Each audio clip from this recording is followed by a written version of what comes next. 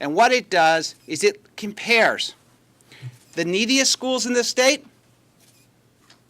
with the schools in the highest income school districts in the state. It compares the 532 schools on the Schools in Need of Improvement list that's published by the State Education Department with the school districts that are classified as low needs. Low needs means those are the highest income and property wealth districts. There's close to the same number of students in those schools, 460,000 in the CNE schools and about 400,000 in the other schools. Quickly, I want to just run through some of the highlights of the report. It's all in your report, but right here you can see in the CNE schools, the schools in need of improvement, 68% of the students live in poverty, as opposed to only 6 in the low needs schools. When it comes to the racial and ethnic makeup of these schools, 69% of the students in the low needs schools are African American or Hispanic, as opposed to 9% in the low needs schools. So we can see that this issue of educational equity is not only about income level, it has a dramatic impact in terms of students, in terms of civil rights, and in terms of equal opportunity for students based on race. Now, dollars. Everybody asks in education, do dollars really matter? I'm not really sure why. It seems to be the only place where people think dollars don't matter. I know the other day, I went to the store. I bought a pair of shoes. I had to pay. I had to pay the bill. Yeah, they didn't give them to me for free. And if I wanted a better pair of shoes, I would have had to pay more. What we find is that on a per pupil basis, this is the total expenditures in these two different categories of schools on a per pupil basis. The low needs schools are spending $1,712 per pupil more. That may not sound like that much, but it's a huge amount.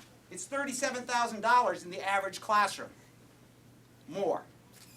On a total basis, a global basis, that's $788 million more being spent in the low needs schools than in our neediest schools in the state, despite the fact that there's more students in the needy schools, and despite the fact that we know that it costs more to educate those students because they have higher need. There's higher levels of poverty, more English language learners.